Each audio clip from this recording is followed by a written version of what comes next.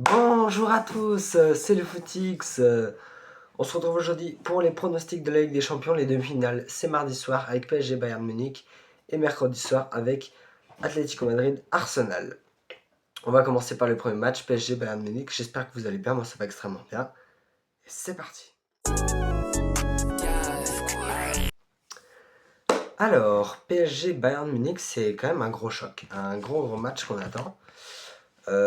Deux grosses équipes, si c'était le Bayern qui est comme ultra favori depuis le début de l'année, et le PSG qui n'était pas favori, mais qui est en train de faire le back-to-back, qui va peut-être faire le back-to-back.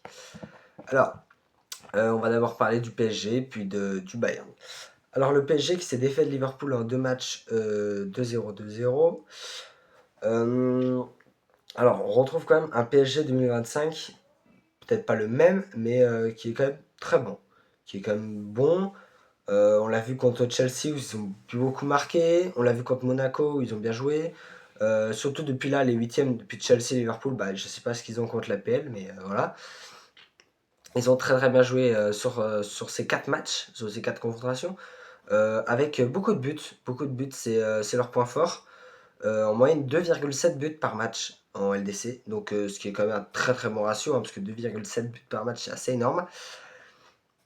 Et on retrouve une attaque qui est juste quasiment exceptionnelle, hein. Le trio Kvaratskhelia, Dembélé, Doué qui est excellent. Parce que Kvara a perdu un peu de niveau, mais Barcola a perdu un peu de niveau, mais le trio revient à son prime. Surtout Ousmane Dembélé qui retrouve un très très bon niveau en cette fin de saison. Ouais, qui marque beaucoup, qui est souvent décisif dans le moment où il faut, surtout en Ligue des Champions. Donc ça fait plaisir, surtout pour le Paris Saint-Germain. Ils ont aussi une très bonne défense, puis ils encaissent très peu de buts.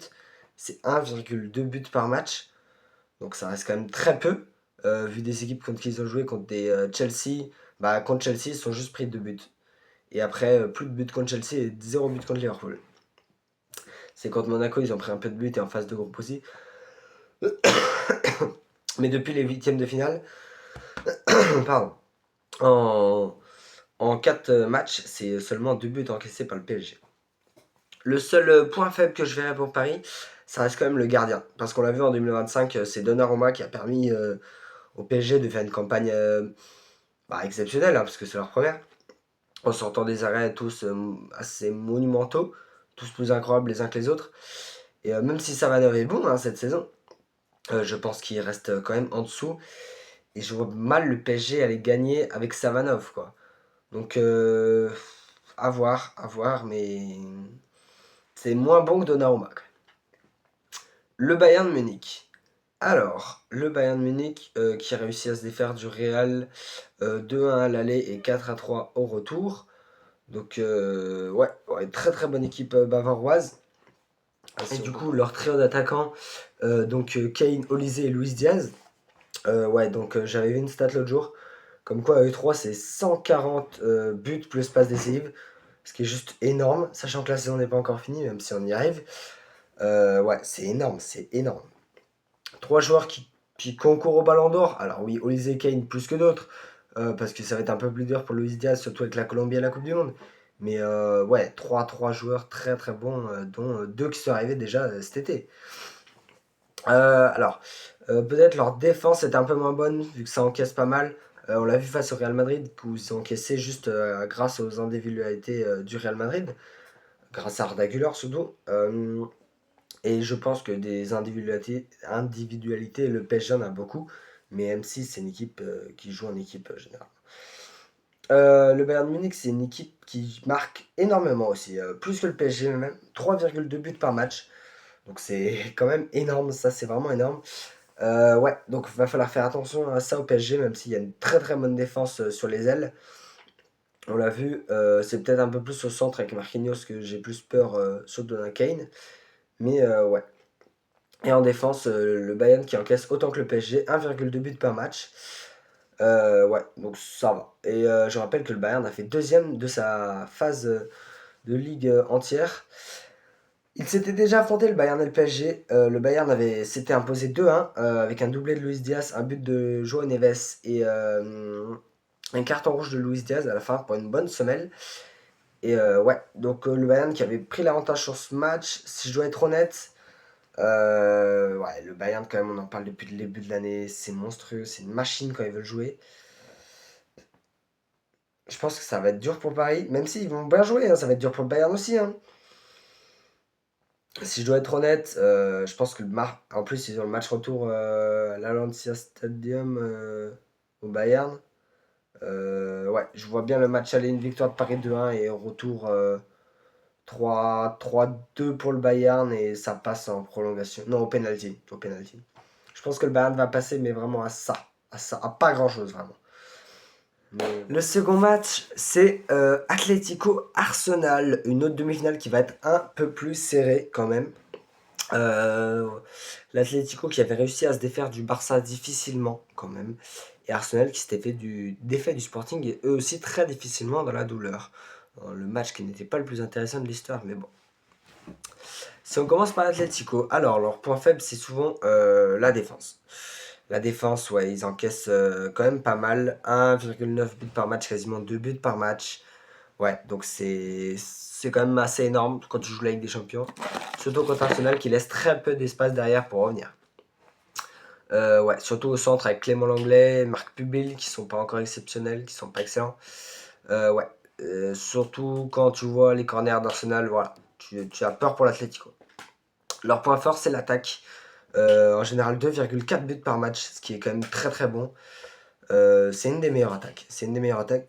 En même temps, quand tu vois les joueurs, enfin, voilà.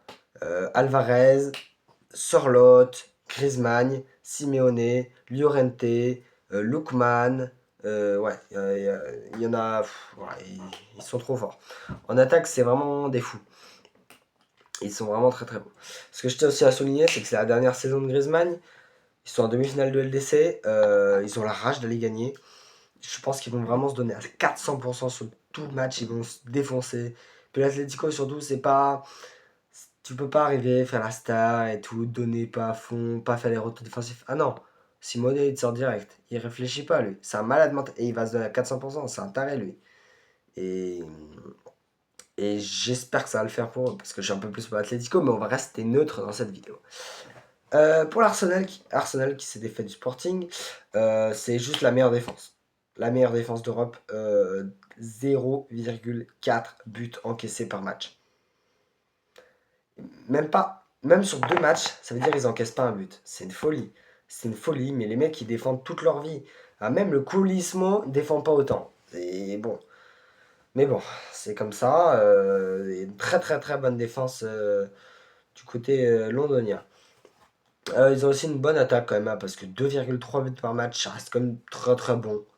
Donc ouais, ouais, il y a une bonne défense, il y a une bonne attaque avec des joueurs comme Gyökeres, Eze, on a Declan Rice au milieu, Mukiele, non, non, il y a des bons joueurs, Bukayo Saka, ouais, il y a de bons joueurs en face qui peuvent faire mal.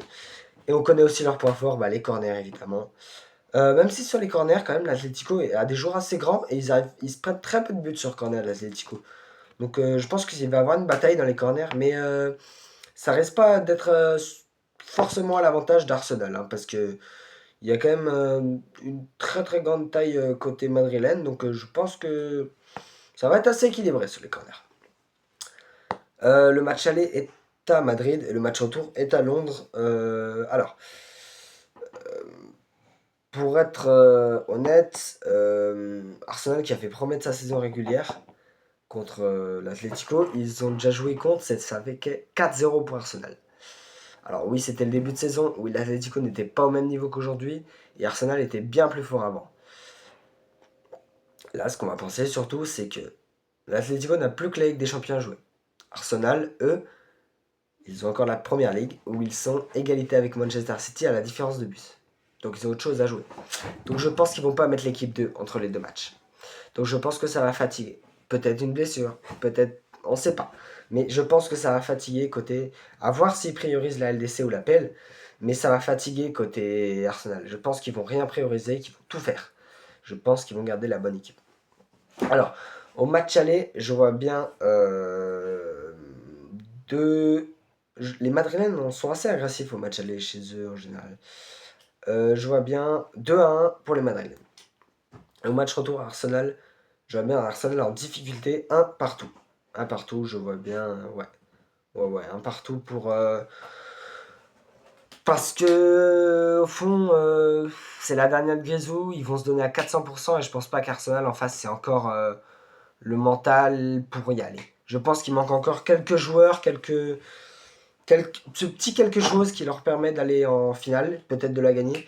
Mais il leur manque ce petit quelque chose à Arsenal qu'ils auront peut-être la saison prochaine, je l'espère pour eux. Parce que ça doit être chiant quand même pour les supporters qui gagnent rien, pour Mikel Arteta aussi. Mais je pense qu'il il manque encore ce petit truc qui leur permet de pas gagner pour l'instant. Merci à tous d'avoir regardé la vidéo. N'hésitez pas à vous abonner, à liker, à commenter. Et puis bah on se retrouvera bientôt pour les pronostics, peut-être pour un petit débrief de Ligue des Champions. Dites dans les commentaires si ça vous tente. Et puis bah, c'était le Footix. Ciao ciao.